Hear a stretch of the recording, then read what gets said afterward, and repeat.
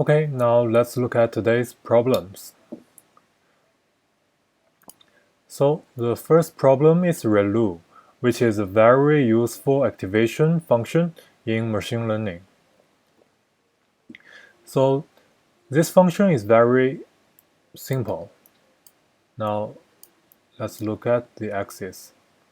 The function is just like this.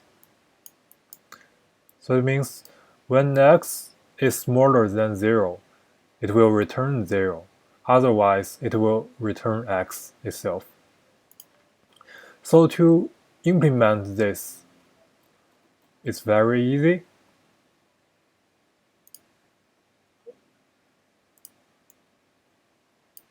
We just need to return the maximum of the number and 0.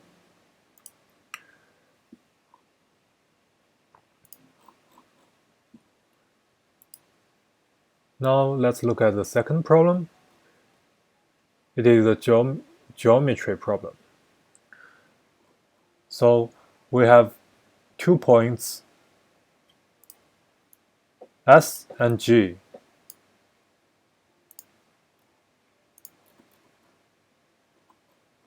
We need to find the point on the x-axis that will let the ball bounce at this point and then go to G. So for this problem, we will just find the symmetric point G prime.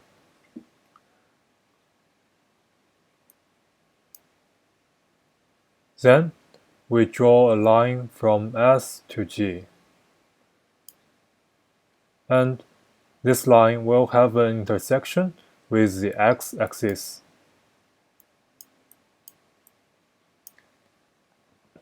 And this intersection point is what we need.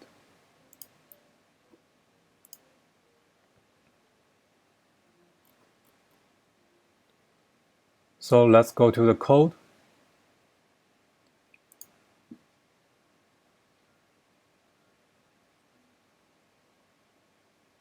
It's very simple here. We have x equals sx plus gx minus sx sy, actually it's sy minus 0, sy minus full gy.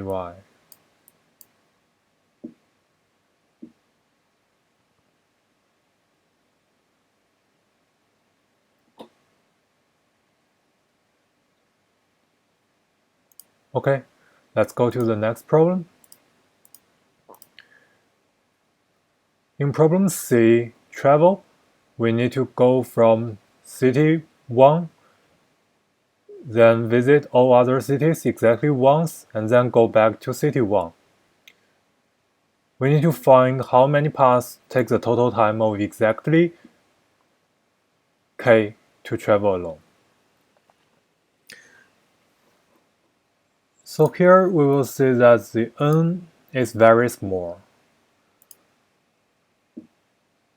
It means even in the worst case, when n equals 8, we will have only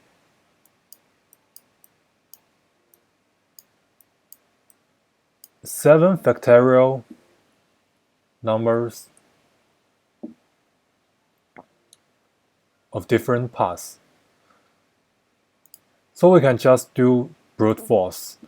We enumerate all permutations and calculate the distance along each path and count how many paths are valid.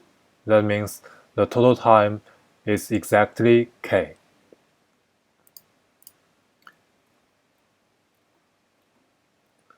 So here we will use the powerful permutations function from Python Editorials.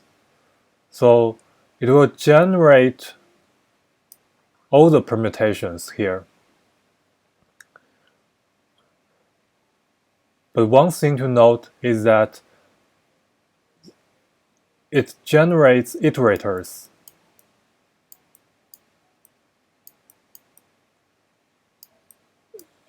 Instead of lists. So here we need to do a transformation from iterators to lists. The rest is very simple and direct. We just sum up the distance from each city to the next city. And in the end, we check if the total dist equals k. Let's go to the next problem. Problem D, water heater. So we have a water heater. It supplies W liters of hot water per minute. Then there are N people. The ith person plans to use Pi liters of hot water per minute from time Si to Ti. Note that Ti is not included. So actually we have Si, Ti, and here is the parenthesis. So the important thing is that as hot water gets cold fast, it cannot be stored. So what does it mean? It means we must supply the exact liters of water at each minute. So it means if at the second minute altogether the people need 50 liters of water, hot water, but we only have W equals 48, which is smaller than 50, then we are going to fail. Actually, we need this hold.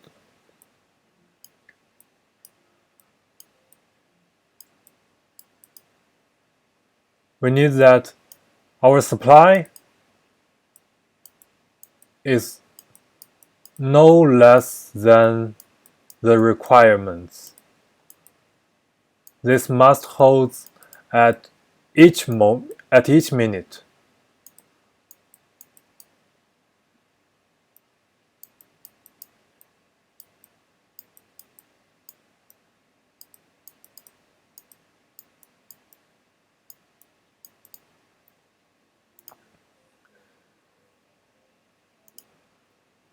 So how do we calculate the requirements at each moment?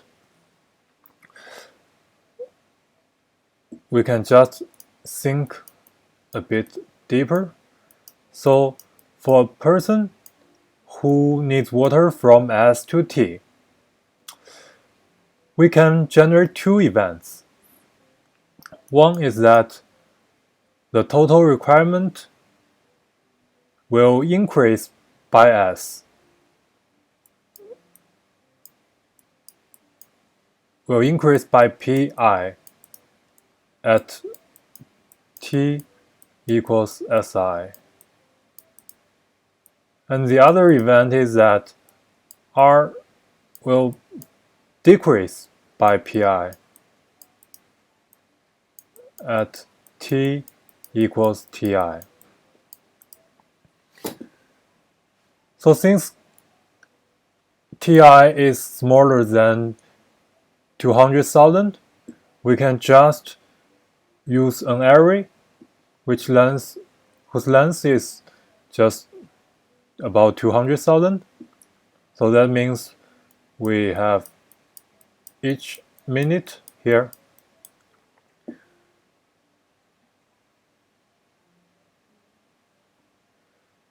Then we will put all the events into the array. So what does this array hold? This array will hold the delta R. So this means this array will record the change of requirement at each minute.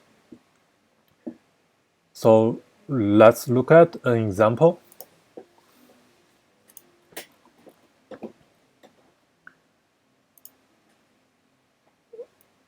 For example, the first person has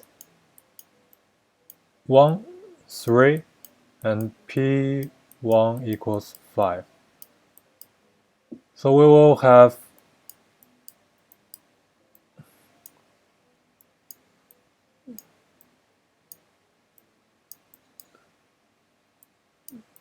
plus 5 at the first minute and minus 5 at the third minute. Then here comes the second person.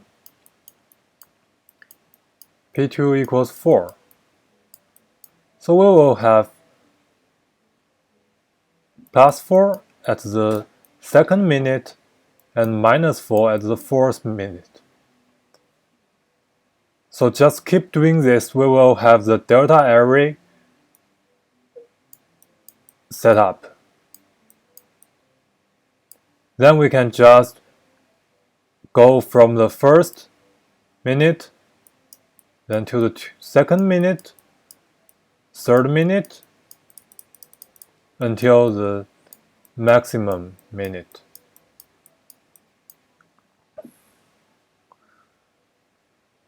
So at each minute, we will use the delta R to calculate the current requirement.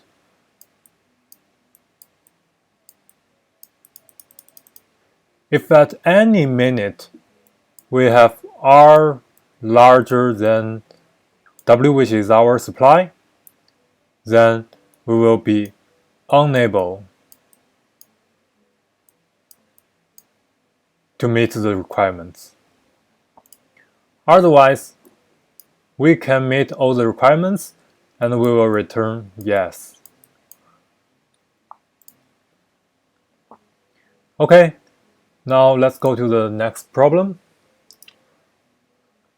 which I think is probably the hardest problem in this contest. So the problem is queen on grid. Now we have a chessboard which has H rows and W columns. So we will start from the left top and we will go to the right bottom. So this is very like the typical problem, very classical. We go on the chessboard from the left top to the right bottom.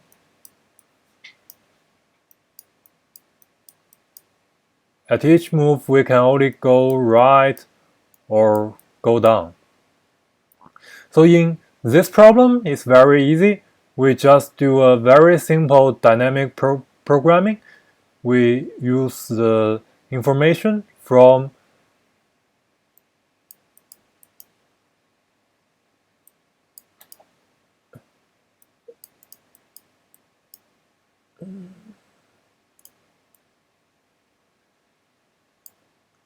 we're using information from I minus 1 j and I j minus 1 to update the current cell, which is ij.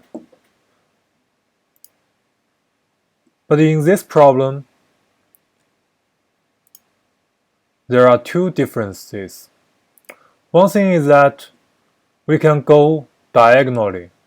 That means we can go from I minus 1, j minus 1 to ij. The other thing is that more than this, we can even go from I minus 2 j to ij. if there are no words on the way. So this makes the problem a bit harder. How can we solve this? Actually, we need to count a prefix sum. So let's first look at one row. For now, we will not consider vertically or diagonally. We just consider horizontal moves. So suppose there is only one line.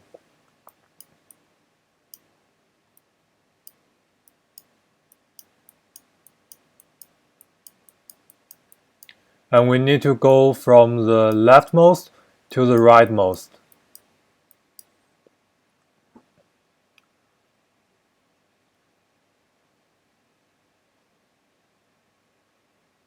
How will we calculate this? So the start point, we have only one way. The second point,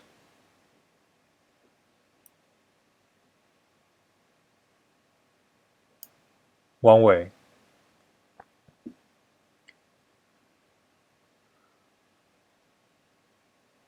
But now we will calculate the prefix sum. That means the total number of ways we go no farther than the current position. So at this position, it will be 1, and here it will be 2.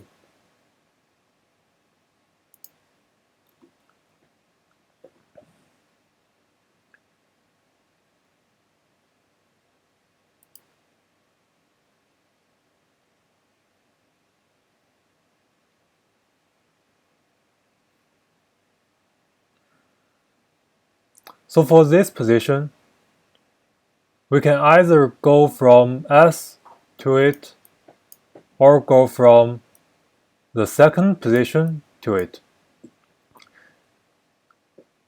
So the total ways to go to the third position is just pre-2, which we have calculated.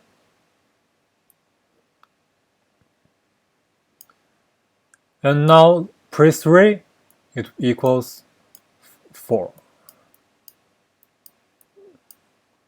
Then we have 4 ways to go to the fourth position, and now pre-4 equals to 8, and we can go on.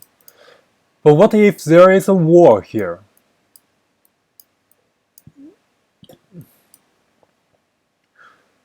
So it can be seen that very obviously that there are no ways to go to the cell with a wall in it. But what about the pre-array? Should we continue accumulating? Or should we give up here and reset it to 0?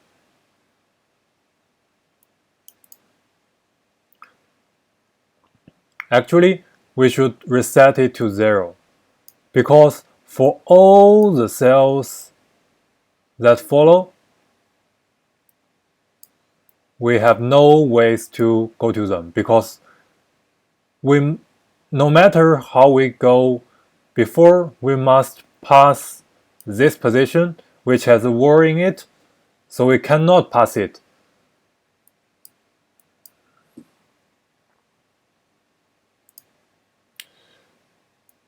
The thing is similar if we only consider the vertical path, or if we only consider the diagonal path.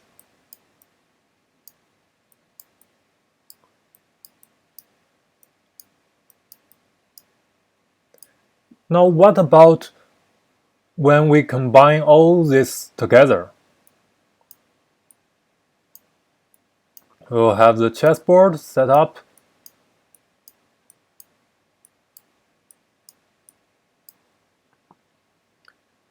We can go horizontally, vertically, or diagonally.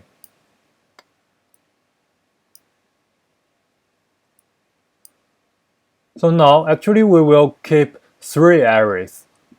That means we will have 3 prefix sum. For each row, we keep a prefix sum. For each column, we keep a prefix sum.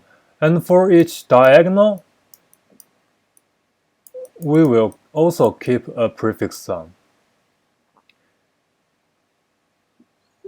So if we are currently at point ij, we will update it using row I, column j, and diagonal I minus j. So note that this can be negative, so we will add w to it so that it will be non-negative. We will add this 3 prefix sum to it, and that will be the number of ways to go from the left top to ij. Then we will reversely update row I, column j, and diag I minus j plus w with the new ij.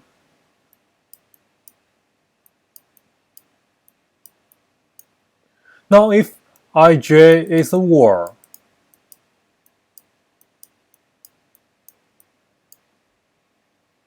we will just reset row I to 0, column j set to 0, and diag I minus j plus w set to 0.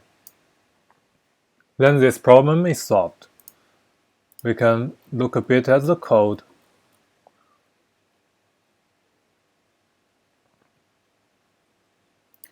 So here we deal with the war. If the cell is a war, we will reset all the prefix sum. Otherwise, we will update the cell with the prefix sums.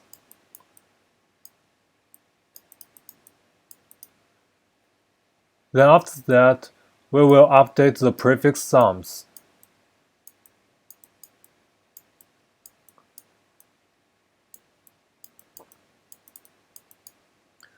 And our final answer will be the number of ways to go to h-1, w-1.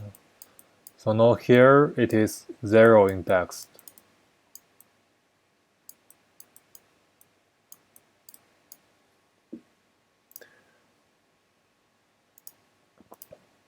Okay, now we will move on to the last problem, confluence. So we have n students, and each student belongs to a class. Then we will have Q queries. The first type is merge. We will merge the group containing student A with the group containing student B. The second is a query for the number of students belonging to class Y who are already in the same group as student X. So at first sight, we will find it is a very typical disjoint set union problem. But there is a big difference. Because here we need to count the number of students belonging to class Y. So how will we calculate this count?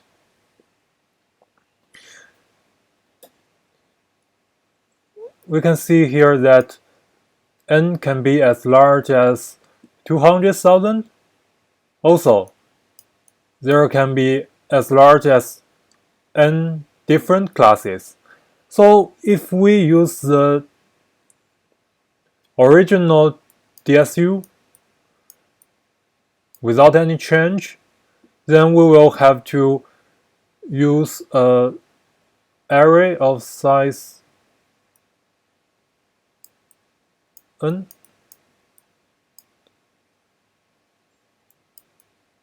times n.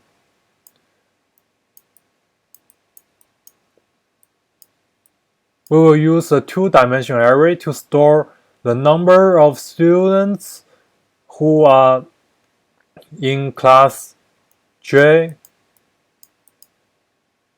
which belongs to the subtree of I.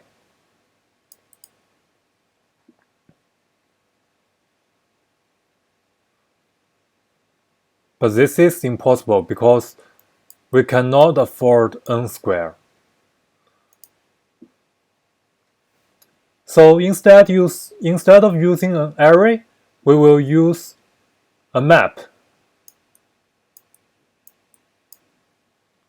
We will use a map to store the number of students in each class in each subtree.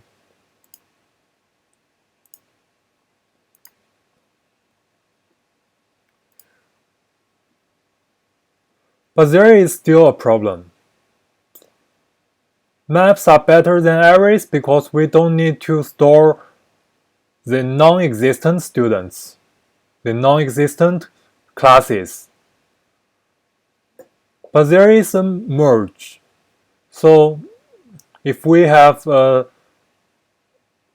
one group A, it has students from class 1, class 2, class 3, class 4. And we have another group B, which has students from class 5, class 6, etc. So how will we merge A with B? What's our criteria to merge them? Will we merge A into B? Or shall we merge B into A?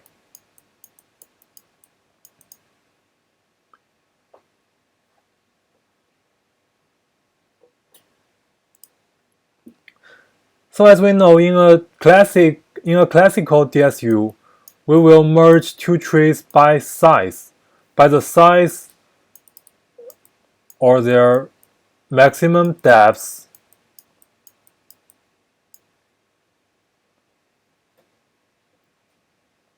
So for size, we mean the size of nodes. Also, the depth means the depth of nodes.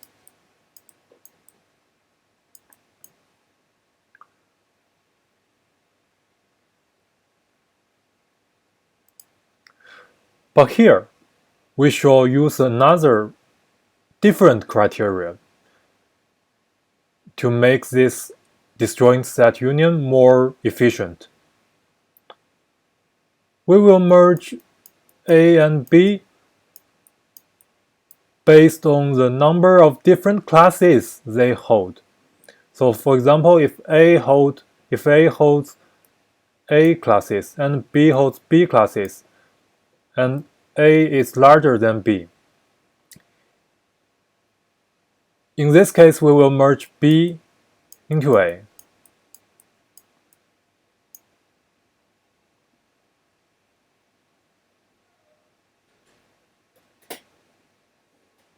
Otherwise, we will merge A into B.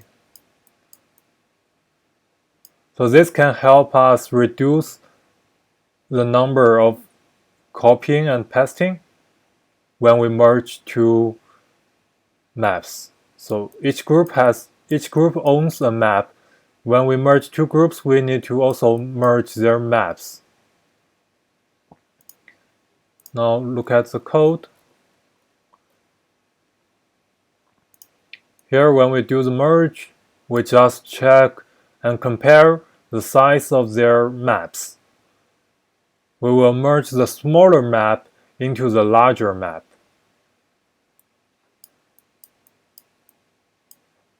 And that's okay, we are done. That's all for today's problems. Thank you for your watching.